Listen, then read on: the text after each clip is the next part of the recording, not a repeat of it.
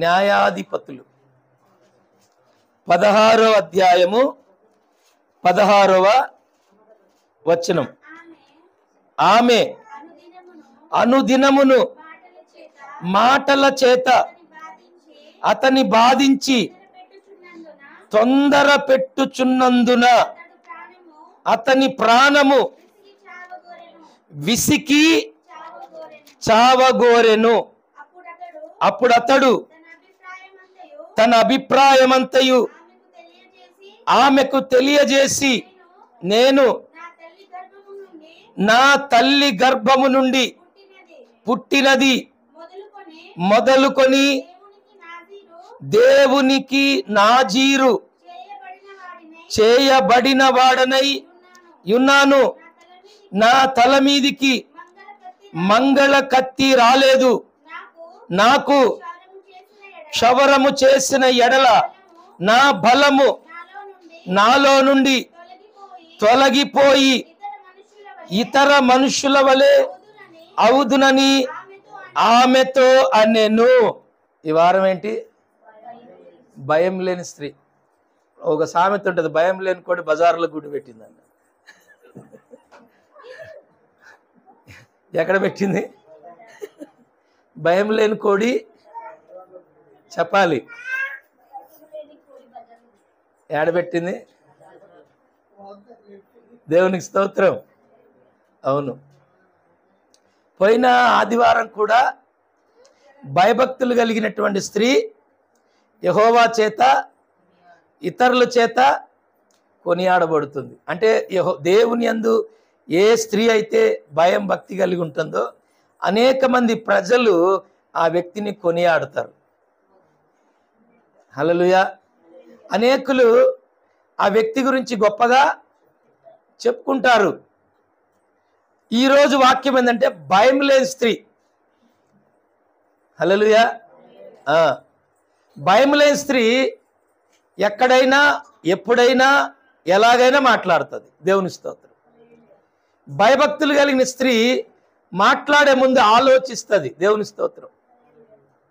మాట్లాడే ముందు ఆలోచిస్తుంది. నేను మాట్లాడితే నా భర్త పరువేమన్నా పోతుందేమో, నేను ఇలా మాట్లాడితే నా భర్తని ఎదుటివారి సులకనగా ఏమన్నా చూస్తారేమో, ఆయన విలువ నేను తీస్తే నా విలువ పోతుంది కదా అని తన భర్త విలువను కాపాడటానికి ఆ స్త్రీ ప్రతి సందర్భంలో కూడా తన నోటిని కాచుకుంటుంది.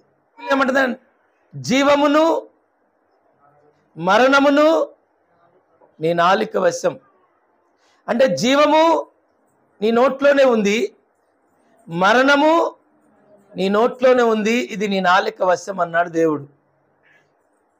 అంటే నువ్వు మాట్లాడే ప్రతి మాటను బట్టి సమాజంలో నీ కుటుంబానికి ఒక విలువ అనేది పెరుగుతుంది. నువ్వు మాట్లాడే ప్రతి మాటను బట్టి నీ మాటే నీకు విలువ తెచ్చి పెడుతుంది. నీ మాటే నీ విలువ తీస్తుంది. అంటే నువ్వు మాట్లాడేటప్పుడు ఆచి తూచి మాట్లాడాలి. నోరుంది కదా అని చెప్పేసి నువ్వు మాట్లాడితే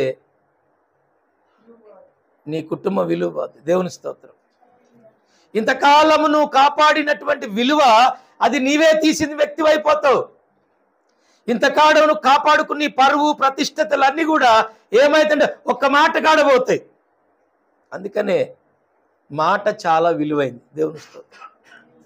ఇంట్లో మాట్లాడే మాట ఇంట్లోనే మాట్లాడాలి, బజార్లో మాట్లాడే మాట బజార్లోనే మాట్లాడాలి, ఏదైనా సమాజంలో ఉన్నప్పుడు మాట్లాడే మాట అక్కడే మాట్లాడాలి, మందిరంలో మాట్లాడే మాట మందిరంలోనే మాట్లాడాలి. అంటే ఎక్కడ ఎలా మాట్లాడాలనేది ఒక స్త్రీగా ఒక పురుషుడిగా మనం నేర్చుకోవాలి. Praise the lord. హల్లెలూయా.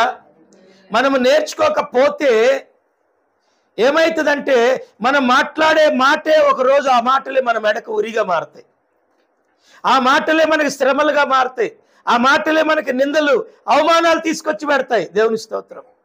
మాట చాలా విలువైనది. డబ్బు పోతే సంపాదించుకోవచ్చు, బంగారం పోతే సంపాదించుకోవచ్చు, స్థలాలు పొలాలు భూములు పోతే సంపాదించుకోవచ్చు, ఏదో ఒక దినం ఏదో ఒక సందర్భంలో కష్టపడి కూడబెట్టుకుంటాం. కానీ మాట జారితే తిరిగి తీసుకోలేవు. మాట రాదు, ఆ మాట మిగిలిపోద్ది, అలాగే తరతరాలకు మిగిలిపోద్ది. దేవుని స్తోత్రం, హల్లెలూయా. తరతరాలకు మిగిలిపోద్ది. యేసుక్రీస్తు ప్రభు అంటారు, నీ మాటను బట్టే నేను నీకు తీర్పు తీరుస్తాను అన్నాడు. నువ్వు నీతిమంతుడువా, నువ్వు భ్రష్టుడువా, నీ మాటను బట్టే తీర్మానం జరుగుతుంది. నువ్వు మాట్లాడే ప్రతి మాటను బట్టే నీకు తీర్పు తీర్చబడుతుంది అన్నాడు. నువ్వు తినే తిండిని బట్టి నీకు దేవుడు తీర్పు తీర్చడు. నువ్వు ఉండే స్థలాన్ని బట్టి దేవుడు నీకు తీర్పు తీర్చడు.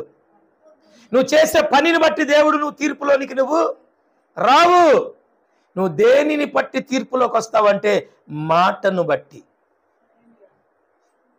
అర్థమైన వాళ్ళందరూ హల్లెలూయా చెప్పండి. హల్లెలూయా. ఈ సృష్టి అంతా కూడా దేవుడు తన నోటి మాటతో చేశాడు. సృష్టి మొత్తం ఎలా చేశాడు? నోటితోనే కలుగజేశాడు. అంటే ఈ నోటికి శక్తి ఉంది. మన నోటికి ఏముంది? శక్తి, పవర్ దేవుడిచ్చాడు. అందుకనే దేవుడు అబ్రహాముతో అంటాడు, అబ్రహామా, నీవు ఆశీర్వదించబడిన వారు ఆశీర్వదించబడతారు, నీవు శపించిన వారు శపించబడతారు.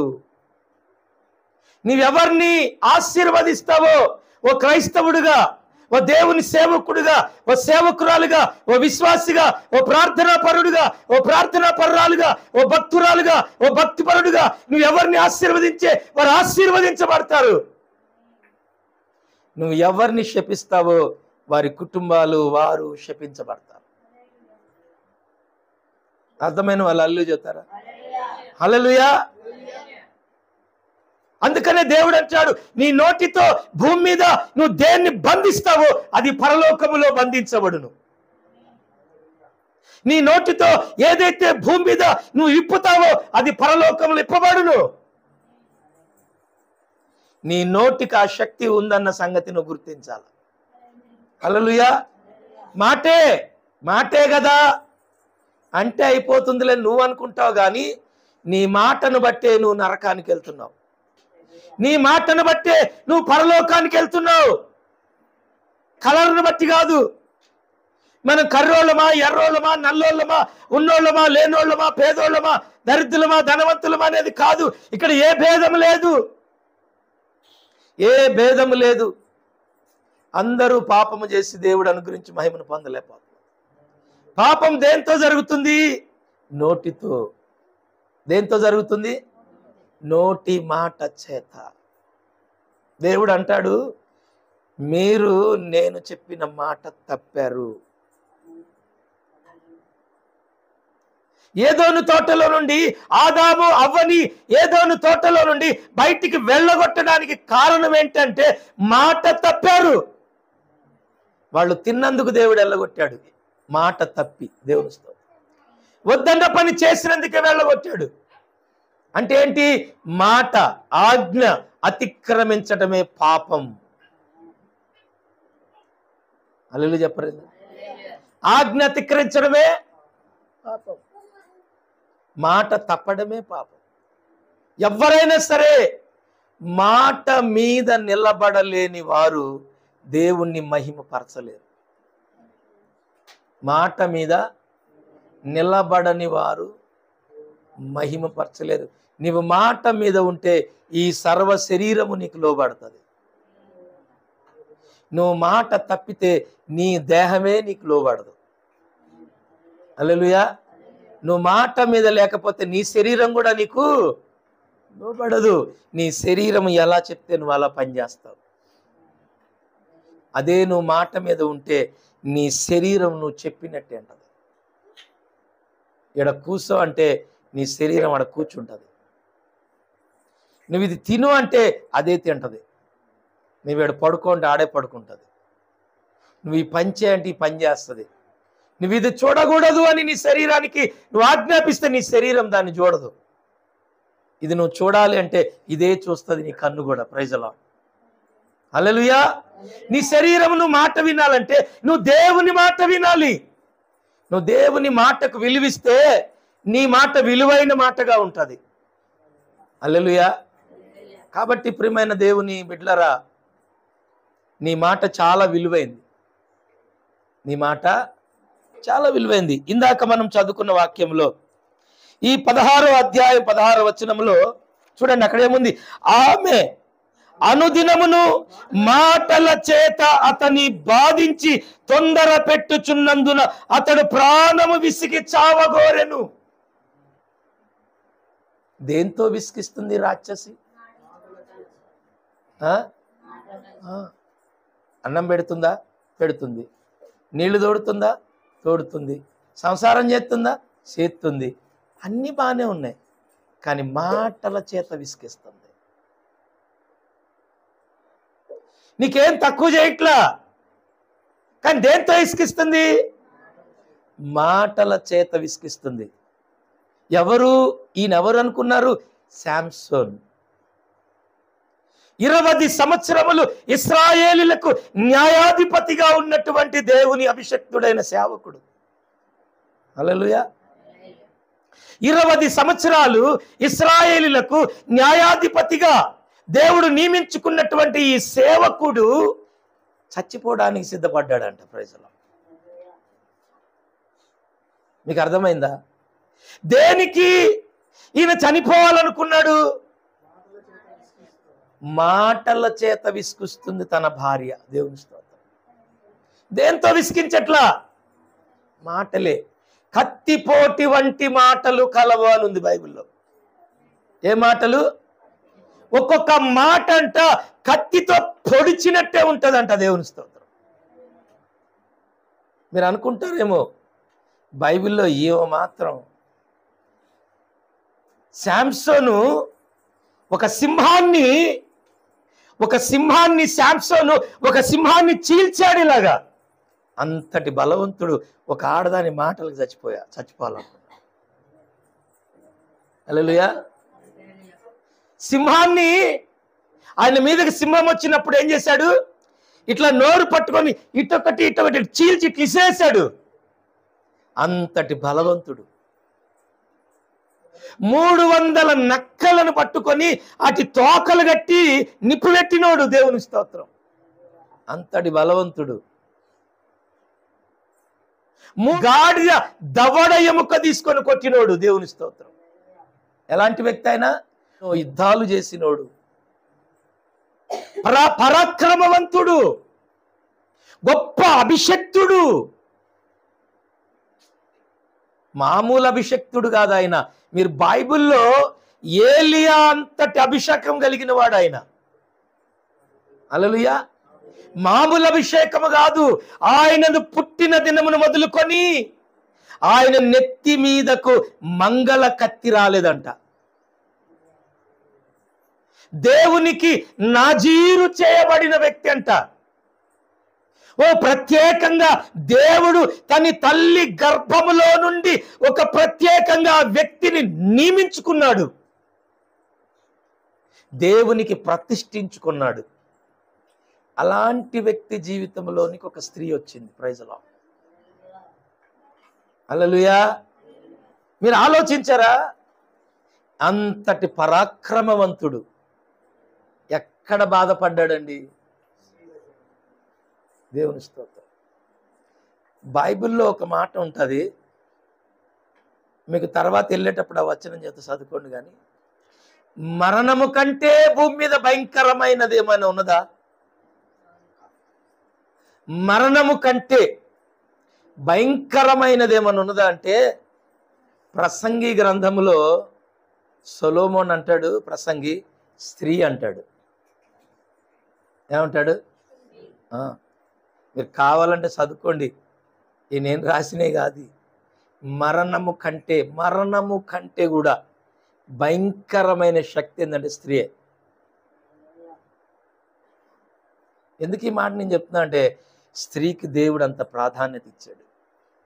మీరు ఏ చర్చికన్నా వెళ్ళండి, స్త్రీలే ఎక్కువ ఉంటారు, పురుషులు చాలా తక్కువ ఉంటారు. మీరు ఎక్కడికన్నా చూడండి, ఎక్కువ కాలం భూమి మీద బ్రతికేది కూడా స్త్రీలే. భర్తలు ఉండరు వీళ్ళకి. ఇప్పుడు మా నాన్న చనిపోయి ఎన్నాళ్ళు అనుకుంటున్నారు? అవును, అడగండి చెప్తుంది.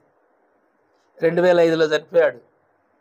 ఇదంతా 2025 అంటే ఎన్నేళ్ళు? 20 సంవత్సరాలు బతికిందాం. దేవుని స్తోత్రం.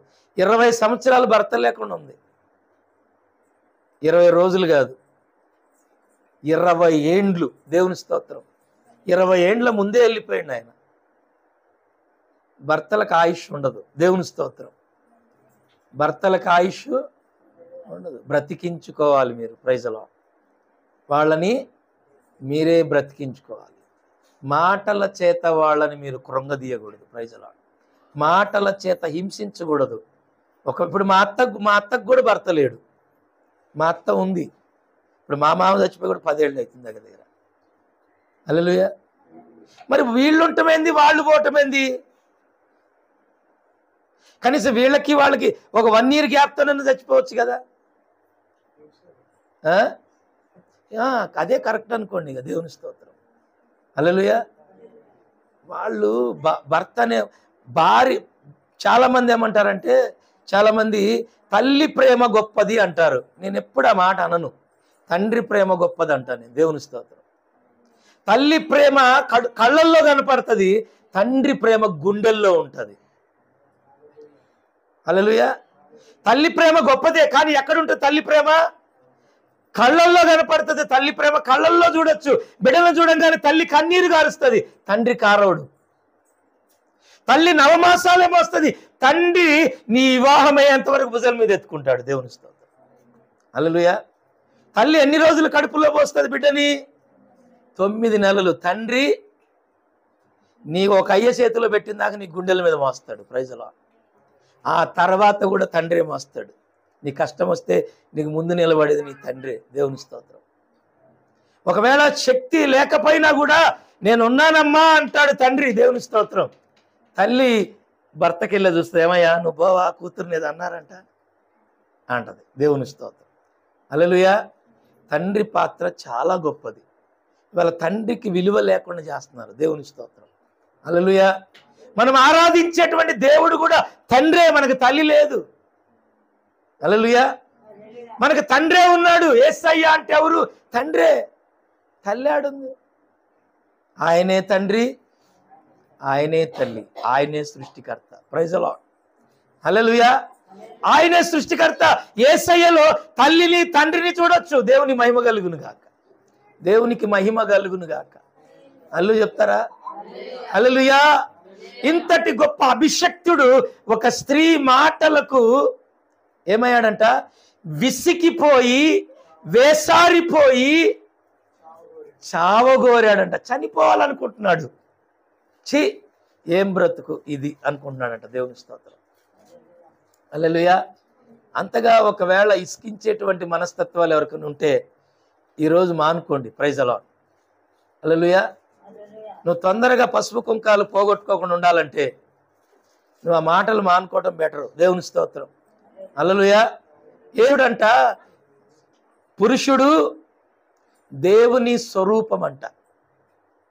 ఎవరు? పురుషుడు ఎవరు? దేవుని స్వరూపం. స్త్రీ ఎవరు? ఆ పురుషుడిలో నుండి తీయబడిన ఎముక. Praise lord. హల్లెలూయా. స్త్రీ ఎవరండి? పురుషుడిలో నుండి తీయబడిన ఓ పక్కటి ఎముక. ఆమె శరీరములో ఉన్న ఆ మాంసం పురుషుడిదే. దేవుని స్తోత్రం. నీ భర్త పక్కటెముకలో ఒక ఎముకవు నువ్వు. నీ భర్త మాంసములో ఒక మాంసము. కానీ ఈరోజు అంత పెత్తనం నీదే. దేవుని స్తోత్రం. హల్లెలూయా. బా, ఎక్కడ ఉండాల్సిందా నువ్వు ఎక్కడికి వచ్చినావు. దేవునికి మహిమ కలిగి. హల్లెలూయా. దేవుడు ఈ స్త్రీని తయారు చేసి ఆదాము దగ్గరికి తీసుకొని వచ్చి నిలబెడితే ఆదాము అంటాడు, నా ఎముకలలో ఎముక, నా మాంసములో మాంసము నీవు. దేవుని స్తోత్రం. నీకు నారి అని నేను పేరు పెడుతున్నాను అన్నాడు. Praise lord. హల్లెలూయా. సో నీకు పేరు పెట్టిన వాడే నీ భర్త ఆదిలో. Praise lord. హల్లెలూయా. అవును మరి. దేవుని మహిమ కలుగును గాక. ఆదామంటున్నాడు, నువ్వు నా ఎముకలో ఒక ఎముకవు, నా మాంసములో ఓ మాంసపు ముద్దవు, నువ్వు నీకు నారి అని నేను పేరు పెడుతున్నాను అన్నాడు. దేవుని స్తోత్రం. కాబట్టి ప్రియమైన దేవుని బిడ్డలారా, ఎప్పుడైనా ఒకటి గుర్తుపెట్టుకోండి, ఏది మరచినా వెనుకటి స్థితిని మర్చిపోకూడదు. చాలా మంది గతాన్ని మర్చిపోతారు. ఏం మర్చిపోతారు? గతాన్ని మర్చిపోతారు. ఎక్కడిదక్కడే మర్చిపోతారు. ఎక్కడిదక్కడే మర్చిపోతారు. నా జీవితంలో నన్ను మోసం చేసిన వాళ్ళు చాలా మంది ఉన్నారు. దేవుని స్తోత్రం. చాలా మందితో నేను మోసపోయా. చాలా మందికి హెల్ప్గానే ఉన్నా. చాలా మందికి నా శక్తికి మించిన సహాయం చేశా. దేవుని స్తోత్రం. శక్తికి మించిన సాయం చేశా నేను. అయినా కూడా మోసపోయా. దేవుని స్తోత్రం. అది ఎందుకో తెలీదు. దేవుని మహిమ కలుగును గాక. అప్పుడప్పుడు మా ఆవిడ అంటుంటది, రాత్రి కూడా అంది, మోసపోయేవారు ఉంటే మోసం చేసేవారు అనేకులు ఉంటారని. Praise the Lord. కాబట్టి ప్రియమైన దేవుని బిడ్డలారా, ఎప్పుడు కూడా మన గతాన్ని, మన వెనకటి జీవితాన్ని, మన వెనక ఉన్నటువంటి పరిస్థితుల్ని ఎప్పుడు మర్చిపోవద్దు. దేవుని స్తోత్రం. హల్లెలూయా. ఒకప్పుడు నీ పరిస్థితి ఏంటి? నీ జీవితం ఏంటి? ఏ స్థితి నుండి ఏ స్థితికి నువ్వు దేవుడు నిన్ను హెచ్చించాడు? ఏ స్థాయి నుండి ఏ స్థాయికిలో దేవుడు నిన్ను నిలబెట్టాడు అన్న ఆ విషయాన్ని మాత్రం ఎప్పుడు కూడా కృతజ్ఞతతో మనం మర్చిపోకూడదు. దేవుని స్తోత్రం. కృతజ్ఞత కలిగిన వారు ఎప్పటికీ జ్ఞాపకం ఉంటుంది. కృతజ్ఞత కలిగిన వారు ఎప్పటికీ గుర్తుపెట్టుకుంటారు. కృతజ్ఞత లేని వారు మర్చిపోతారు. దేవుని స్తోత్రం. హల్లెలూయా. కాబట్టి ప్రియమైన మనం కృతజ్ఞత కలిగి ఉండాలి. ఆ కృతజ్ఞత మనకు లేకపోతే, కృతజ్ఞత లేని వాడంట హీనుడితో సమానం అంట. దేవుని స్తోత్రం. హీనమైనటువంటి వ్యక్తులు వాళ్ళు, ఘోరమైన వ్యక్తులు. దేవుని స్తోత్రం. ఈప్ మీద కొట్టారా నిన్ను బాగుపడమనే కొడతారు, కానీ పొట్ట మీద కొట్టారా నిన్ను నాశనం చేయడానికి కొడుతున్నారు. Praise the lord. హల్లెలూయా. అలాంటి వ్యక్తులు ఎవరన్నా ఉంటే వారితో మాత్రం సహవాసము చేయకూడదు. దేవుని స్తోత్రం. నీ మేలు కోరేవాడు నిన్ను గద్దిస్తాడు. మేలు కోరేవాడు నువ్వు తప్పు చేసినప్పుడు ఏం చేస్తాడు? నిన్ను గద్దిస్తాడు. నీకు కీడు చేసేవాడు నువ్వెన్ని తప్పులు చేసినా నిన్ను ప్రేమిస్తాడు. నీ భర్త అయినా, నీ భార్య అయినా, నీ యొక్క చుట్టాలైన ఎవరైనా సరే, నువ్వు తప్పు చేసినప్పుడు నిన్ను గద్దిస్తే ఆ వ్యక్తిలో నిజమైన ప్రేమ ఉంది. ఎవరైనా నువ్వు తప్పు చేసినప్పుడు కూడా నిన్ను పొగుడుతున్నారనుకోండి, ఖచ్చితంగా నీ కుటుంబం వారి ద్వారా నాశనం అయిపోతుంది. హల్లెలూయా చెబుతారా? హల్లెలూయా. గమనించండి ప్రియమైన దేవుని బిడ్డలారా, అనేక మార్లు ఆ వ్యక్తి ఆ యొక్క శాంసోన్ని మాటల చేత విసిగించిందంట. దేని చేత? మాటలతో ఇసికిపోయాడండి. మాటలతోనే హింస అనుభవిస్తున్నాడు. ఆ మాటలతో ఇసికిపోయినటువంటి ఆ వ్యక్తి చూడండి, అక్కడ 17వ వచనంలో, అప్పుడు అతడు తన అభిప్రాయమంతయు ఆమెకు తెలియజేసి, నేను నా తల్లి గర్భము నుండి పుట్టినది మొదలుకొని దేవునికి నాజీరు చేయబడితిని.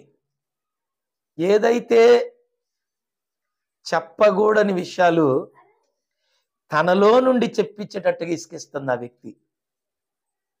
దేవుడు అంటాడు, నువ్వు నాకు నాజీరు చేయబడినట్టు, లేకపోతే నీ తల వెంట్రుకల మీద మంగళ కత్తి రాలేదు అన్నట్టు ఏ ఒక్కరికి కూడా తెలియకూడదు. ఎందుకంటే నీ బలమంతా నీ తల వెంట్రుకలలోనే ఉంది. హల్లెలూయా.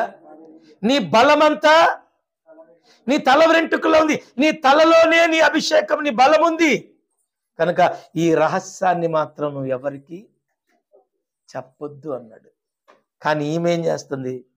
శాంసోను, నీ బలం ఎక్కడుంది? శాంసోను, నీ బలం ఎక్కడుంది? నువ్వు సింహాన్ని చీల్చేసావంట.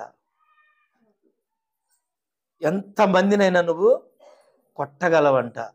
అప్పటికప్పుడే ఇంత శక్తి నీకు ఎక్కడి నుంచి వస్తుంది? ఇది ఒక రహస్యం. ఆ రహస్యాన్ని చెప్తే ఆయన ఏమైపోతాడు? బలహీనుడైపోతాడు, సామాన్యుడైపోతాడు. అందరిలాగంటి మనిషిలాగా సామాన్యమైన ఒక వ్యక్తిలాగా అవుతాడు. అదొక రహస్యము. దేవుడు ఎవ్వరికీ చెప్పొద్దు అన్నాడు. అర్థమవుతుందా? దేవుడు ఎవరికీ చెప్పొద్దు అన్నాడు. కానీ ఈమెం చేస్తా ఉంది? ఈమెం చేస్తా ఉందండి? జలగ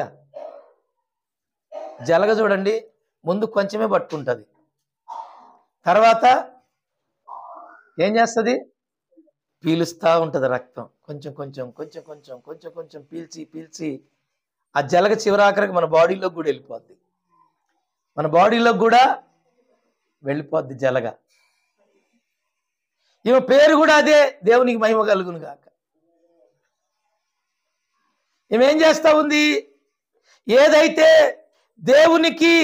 దేవుని సేవకునికి ఉన్నటువంటి ఆ రహస్యాన్ని చెప్పమని అడుగుతుంది. నీ బలం ఎక్కడుంది? నీ శక్తి ఎక్కడుంది? కొంతమంది భార్యలు చూడండి, ఇసుకెత్తా ఉంటారు. చెప్పు, చూపి, నీ అకౌంట్లో ఎంత ఉందో చూపిస్తావా లేదా? చూపి, ఎంత ఉంది నీ అకౌంట్లో? నీకెందుకు ఎంత ఉంటే? నీకెందుకండి ఎంత ఉంటే? నీకు తెచ్చి పెడుతున్నాడు కదా, తింటున్నావు కదా, తింటున్నావా లేదా? నీకేమన్నా తక్కువైందా? ఏం తక్కువ కాలేదు కదా. ఆయన అకౌంట్ జోలు నీకెందుకు? హల్లెలూయా. నీకెందుకు? నీకు అవసరమా అండి? నీ పెత్తనం ఏంటి అసలు ఆయన మీద? లోబడి ఉండమన్నాడా దేవుడు? పెత్తనం చేయమన్నాడా? నీ భర్తకు నువ్వు లోబడి ఉండు అన్నాడు. మరి పెత్తనం ఎందుకు చేస్తున్నావు అంటే, పెత్తనం చేయటం ప్రారంభించావంటే ఆయనకి ఇసుకొస్తుంది. దేవుని స్తోత్రం. ఇసుకిపోతారు. ఏ స్త్రీ కూడా భర్త మీద పెత్తనం చేయకూడదు. భర్తకు లోబడాలి, భర్త భార్యను ప్రేమించాలి. అప్పుడు ఆ కుటుంబం బాగుంటుంది. అప్పుడు రహస్యం ఏది ఉండదు. దేవుని స్తోత్రం. రహస్యాలు ఉండవు ఇంకా మీ మధ్యలో. ఏదున్నా ఆయన చెప్తాడు. దేవుని స్తోత్రం. హల్లెలూయా. నువ్వు లోబడిన రోజు ఏదైనా చెప్తాడు ఆయన. ఏది కూడా నీ దగ్గర దాచిపెట్టడు. నువ్వు తప్ప ఆయనకి ఎవరు లేరు, అంత గొప్పోళ్ళు. దేవుని స్తోత్రం. భార్య తప్ప భర్తకు విలువైంది ఏమి ఉండదు నాకు తెలిసి. అయితే భార్యకు భర్త తప్ప విలువైంది నాకు తెలిసి ఏమి ఉండదు. వీళ్ళిద్దరికి దేవుడు ఒక్కడే విలువ. గట్టిగా అల్లు చెప్తారా? ఇంతకు మించి ఏముంటుంది? ఎప్పుడైతే ఒకరి ధర్మం, ఒకరి నియమాలు, ఒకరి పద్ధతులు ఒకరు అనుసరించి నడిచినప్పుడు దాపరికాల ఇంట్లో ఏమీ ఉండవు. దాచిపెట్టుకోవాల్సినంత అవసరమే ఉండదు. నువ్వు వ్యతిరేకంగా మాట్లాడిన రోజులు అన్ని దాపరికాలే ఉంటాయి. నువ్వు రౌడీజం చేస్తే ఏముంటాయి? దాపరికాలే ఉంటాయి. భర్తకు తెలియకుండా భార్య, భార్యకి తెలియకుండా భర్త, ఒకరికి తెలియకుండా ఒకరు ఏం చేస్తారు? దాచుకుంటారు. ఒక ఆమంట భర్తకు తెలియకుండా ఒకరికి 10,000 వడ్డీకి ఇచ్చిందంట. ఏం చేసింది? 10,000 వడ్డీకి ఇచ్చింది.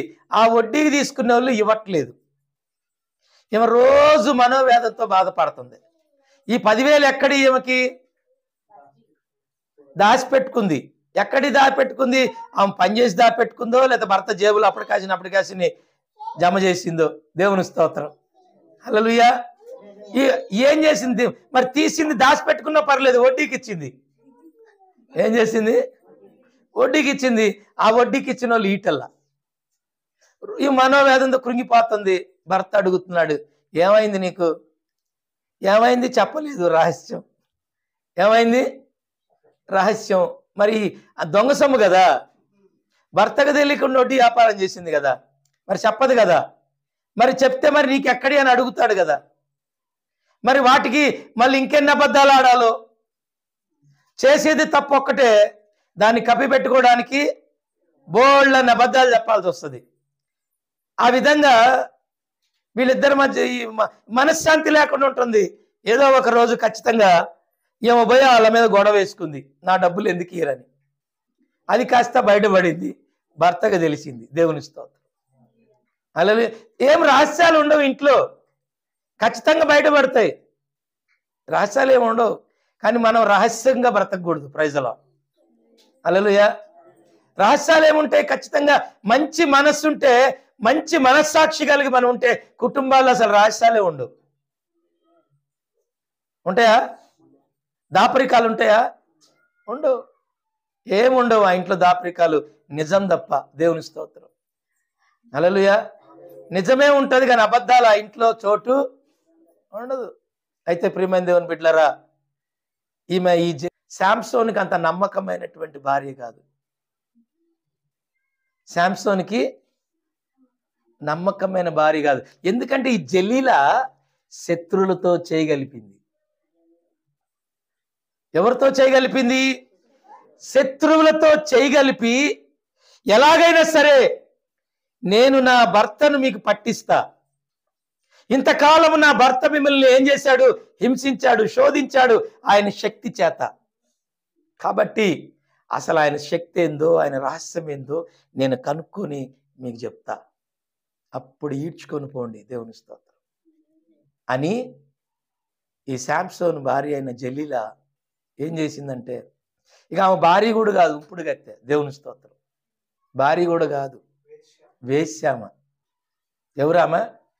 వేశ్య చేతిలో పడ్డాడు. దేవుని స్తోత్రం. అయితే ప్రియమైన దేవుని బిడ్డలారా, ఆ మాట ఇప్పటి వరకు నేను చెప్పలేకపోయాను. దేవుని స్తోత్రం. అయితే మీరు గమనించాలి, ఈ శాంసోనికి సరైనటువంటి వ్యక్తి కాలేదు.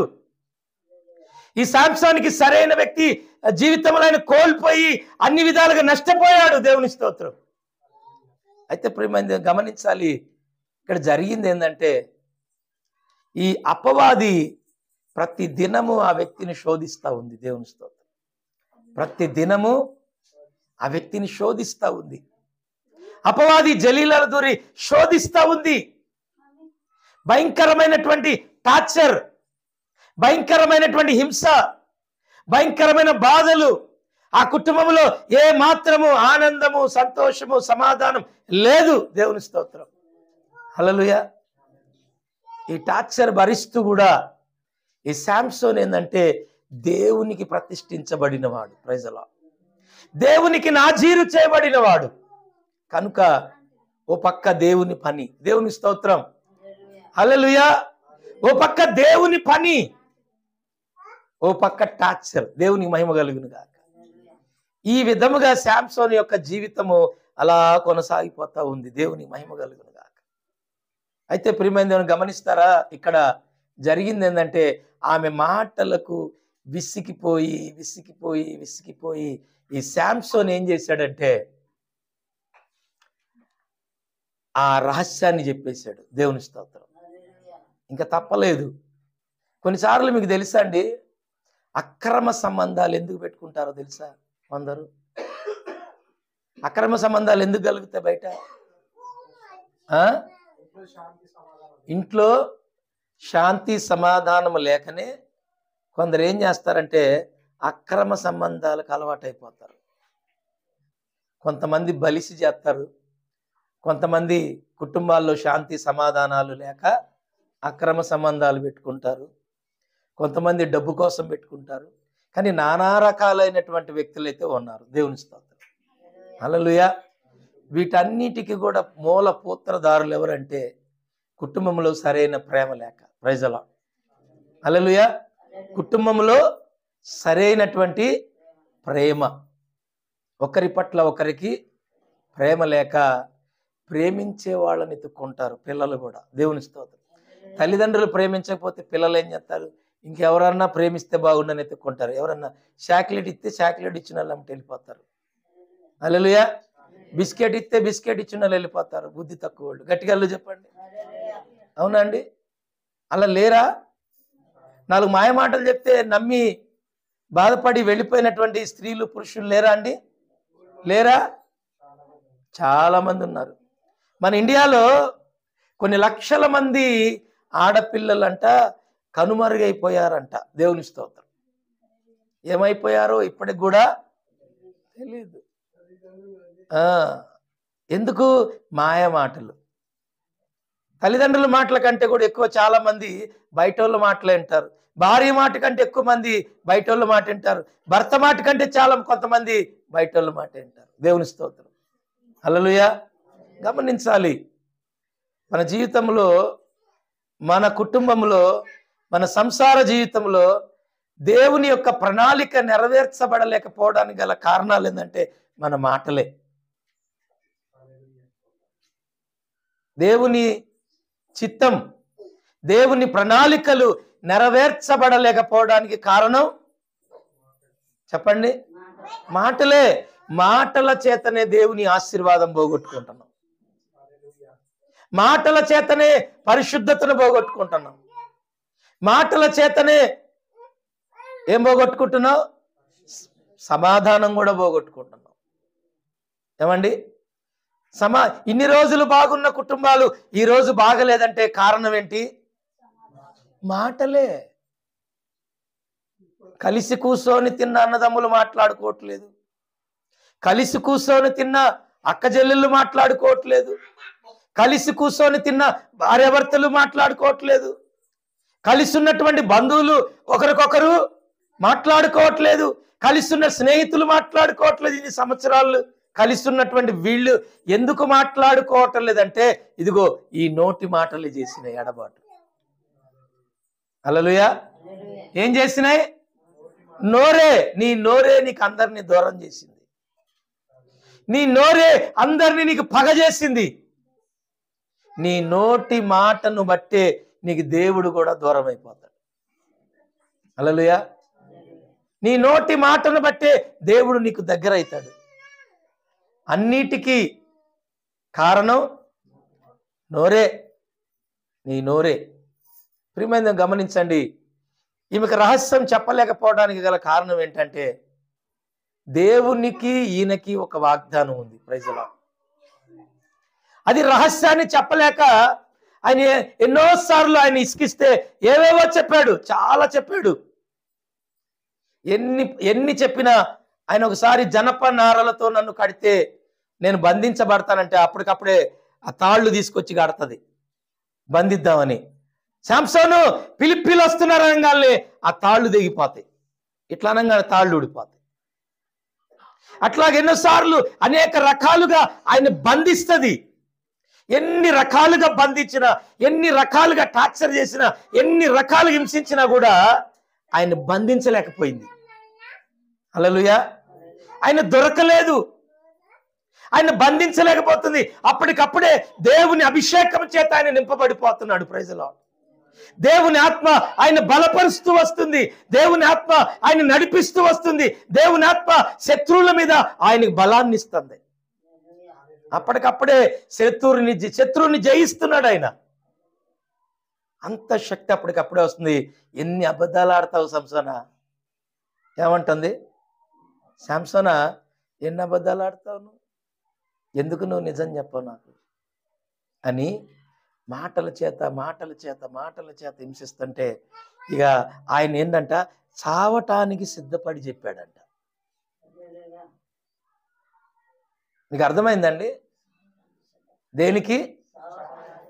సావడానికి సిద్ధపడి చెప్పాడంట. ఇప్పుడు ఆ మాటలు చదవండి. 18వ వచనం, 17వ వచనం కింద దాకా చదవండి.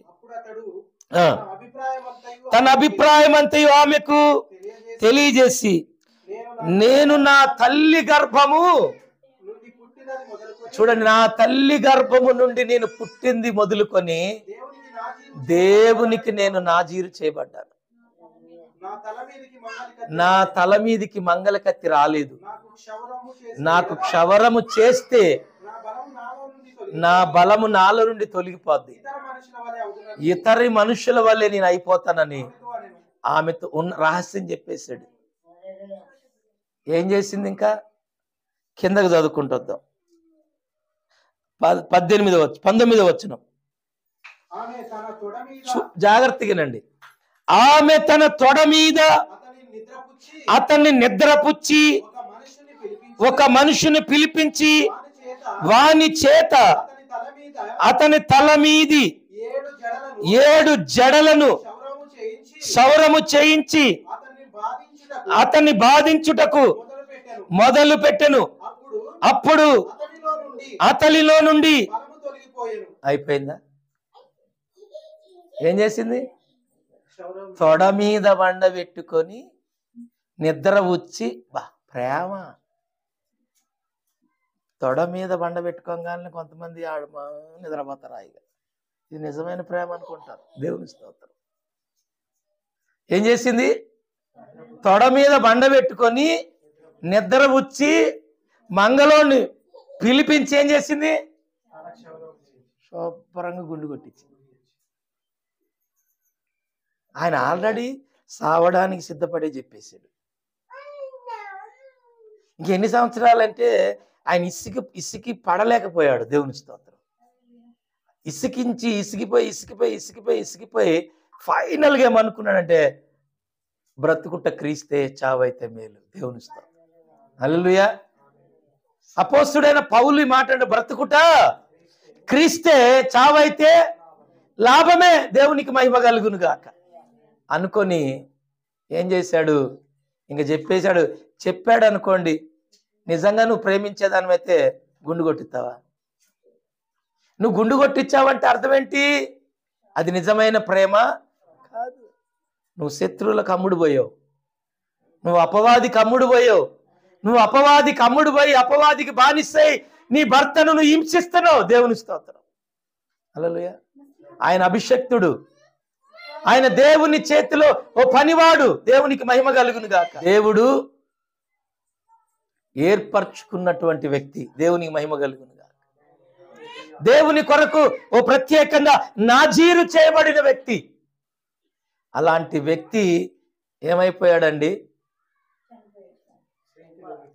పచ్చని కాపురం అనుకుందాం, నాశనం అయిపోయింది. దేవుని స్తోత్రం. హల్లెలూయా. హల్లెలూయా. చూడండి ఏం చేసింది ఆమె? తొడ మీద అతను నిద్ర వచ్చి ఒక మనుషుని పిలిచి వాని చేత 7 జడలున్నాయంట. దేవుని స్తోత్రం. ఎన్ని జడలు? 7 జడలు. అంటే 7 అనగా సంపూర్ణమైన సంఖ్య. 7 అంటే 7 ఆత్మలు. అంతటి అభిషక్తుడు. చాలా జాగ్రత్తగా ఉండాలి. వేశ్య లోతైన గొయ్యి. వేశ్య లోతైన గొయ్యి. దేవుడు ఎవరినైతే శపిస్తారో వాళ్ళే పోయి అందులో పడతారంట. నిజంగా శాంసోను బలహీనుడైపోయాడు. Praise the lord. ఎంతో గొప్ప వ్యక్తి, ఎంతో పరాక్రమవంతుడు. బైబిల్ మొత్తంలో కూడా దావీదు సింహాన్ని చీల్చాడు. దావీదు కంటే ముందు శాంసోన్ చీల్చాడు. Praise the lord. అంతటి బలవంతుడు, అంతటి శక్తిమంతుడు. ఏమండి, ఒక ఎన్నిక లేనటువంటి ఒక స్త్రీ చేతిలో పడి ఏమైపోయాడండి? ఏమైపోయాడు? తన ఆత్మీయ జీవితాన్ని కోల్పోయాడు.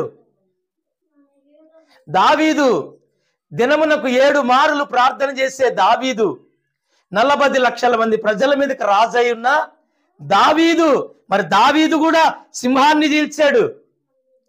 అమ్మా, దావీదు ఎన్ని చీల్చాడు? ఎలుగుబంటిని కూడా చీల్చాడు. అని ఒక ఆడ మనిషి చేతిలో పడిపోయాడు. అంతేనండి? అంతేనా? ఒక ఆడ మనిషి చేతిలో పడిపోయి తన రాజ్యాన్ని పోగొట్టుకున్నాడు. హల్లెలూయా. తన సింహాసనాన్ని కోల్పోయాడు. మీరు అర్థం చేసుకోండి. ఏంది పాస్టర్ గారు ఆడవాళ్ళ గురించి చెప్తున్నాడు అనుకోకండి. మీరందరూ మంచివాళ్ళే. దేవుని స్తోత్రం. మీరు అలాంటి వాళ్ళు కాదు. Praise the Lord. ఒకవేళ అలాంటి వాళ్ళు ఎవరిని ఉంటే మారాలంతే. అలాంటి స్వభావం కలిగిన వారు ఎవరిని ఉంటే, భార్య భర్తకి ఎప్పుడు బానిస కాదు, భర్త భార్యకి ఎప్పుడు బానిస కూడా కాదు. దేవుడు జతపరిచిన వారు గనుక వీళ్ళిద్దరు కాదు, ఒక్కరే. దేవుని స్తోత్రం. ఇద్దరు కాదు, ఒక్కరే. దేవుని మహిమ కలుగును గాక. మీ ఆలోచన ఒక్కటై ఉండాలి, మీ పని ఒక్కటై ఉండాలి, మీ తలంపు ఒక్కటై ఉండాలి. మీరు చేసే ప్రతిది కూడా మీ ఇద్దరికి నచ్చాలి. Praise the Lord. నాకు నచ్చింది, నా ఇష్టం అనగాకు, నీకు కూడా నచ్చిందా అని అడుగు. Praise the lord. హల్లెలూయా. ఒకవేళ నీదైనా పొరపాటు ఉంటే ఆ పొరపాటు ఆమె ఏలు పెట్టి చూపించినప్పుడు సరి చేసుకో. Praise the Lord. అయ్యా ఇది తప్పు, ప్రార్థన చేయటం తప్పంది అనుకో, అది కరెక్ట్ కాదు. చర్చికి వెళ్ళటం తప్పందనుకో, అది కరెక్ట్ కాదు. బైబిల్ చదువుకోవడం తప్పందనుకో, అది కరెక్ట్ కాదు. దేవుణ్ణి గణపరచడం మహింపరచడం తప్పందనుకో, అది కరెక్ట్ కాదు. ఆమెలో ఉన్న అపవాది మాట్లాడుతుందని గుర్తించు. Praise the lord. హల్లెలూయా. ఒకవేళ నీ భర్త అలా మాట్లాడితే కూడా నీ భర్తలో కూడా ఏముందో నువ్వు గుర్తించు. Praise the lord. కానీ ప్రియమైన దేవుని బిడ్డలారా, దేవుడు అన్న అన్ని ఆత్మలు నమ్మదగినవి కాదు. అబద్ధమాడే ఆత్మలు ఉన్నాయి, నిజం చెప్పే ఆత్మలు ఉన్నాయి. దేవుని స్తోత్రం. దురాత్మ ఉంది, పరిశుద్ధాత్మ ఉంది. ఏది నిజమైన ఆత్మ దాన్ని మనమే గుర్తించాలి. ఎలా గుర్తిస్తాము? అది దేవుని స్తోత్రం. దేని ద్వారాగా? వారి యొక్క మాటల ద్వారా. మాట్లాడే మాటను బట్టి అది పరిశుద్ధాత్మ దురాత్మ తెలిసిపోద్ది. దేవునికి వ్యతిరేకంగా పరిశుద్ధాత్మ ఎప్పుడు మాట్లాడదు. దేవునికి ఇష్టకరంగా దురాత్మ ఎప్పుడు మాట్లాడదు. దేవునికి అయిష్టంగా మాట్లాడేది దురాత్మ, దేవునికి ఇష్టంగా మాట్లాడేది పరిశుద్ధాత్మ. ఈరోజు నువ్వు దేవుని మందిరానికి రాలేకపోతున్నావు అంటే నిన్ను దురాత్మ నిన్ను రానియట్లేదు. నువ్వు ఏడదాకా వచ్చి వాక్యం వింటున్నావంటే పరిశుద్ధాత్మ దేవుడు నిన్ను నడిపించాడు. Praise the lord. హల్లెలూయా. ఇవాళ దేవుని మందిరానికి రాలేనటువంటి వారు ఎవరైనా అనేకమైనవి చెప్తారు, కానీ నేనంటాను వాళ్ళు దురాత్మకే చోటిచ్చారు. వాళ్ళు దురాత్మ చెప్పే మాటలే వింటున్నారు. వాళ్ళు అపవాదికి స్నేహితులుగా మారారు. అందుకనే దేవుని మందిరంలోకి రాలేకపోతున్నారు. బైబిల్ ఏమంటదంటే నీతిమంతుల సభలో పాపులు నిలవలేరు.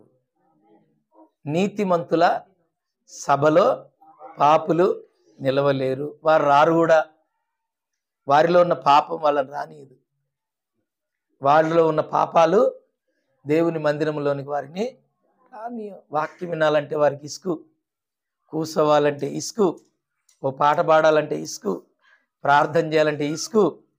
ఏమండి, దేవుని పని ఏది చేయాలన్నా కూడా అలాగే ఇసుకు పడుతుంది. ఏంది పాస్టర్ గారు ఇట్లా ఇసుకిస్తాడు, ఇంకా టైం కాలేదు ఆయనకి, ఆమె నేను ఆపడా. ఇసుకు ఏంది? ఇసుకు, ఒకటే ఇసుకు. ఎందుకు అంతగా ఇసుక్కుంటున్నావు? ఒక అర్ధగంట లేటుగా వస్తే నేను భరించట్లే, ఒక అర్ధగంట లేటుగా వదిలిపెడితే నువ్వు భరించలేవా? హల్లెలూయా. దేవుని మహిమ కలుగును గాక. నీకేమో టైం ప్రకారం టైం ఉంటుందా అంటే యేసయ్యకి టైం ఉండదా? నీకేమో టైం ఉంటుంది, నీ గడియారం బాగా పనిచేస్తుంది అంటే మా గడియారం చెడిపోయిందా? అల్లు చెప్పలేదండి. మా గడియారం చెడిపోలేదు, మా గడియారం కరెక్ట్గానే ఉంది. దేవుని స్తోత్రం. హల్లెలూయా. ప్రియమైన దేవుని బిడ్డలారా గమనించండి. ఇంకొక మాట చెప్పి నేను ముగించేస్తాను. ఇంకొక మాట, 20వ వచనం. ఆమె శాంసోను, ఫిలిప్పీలు నీ మీద పడుచున్నారు అనగా అతడు నిద్ర మేల్కొని ఎప్పటి అట్లు నేను బయలుదేరి విరజిమ్మునను కొందునని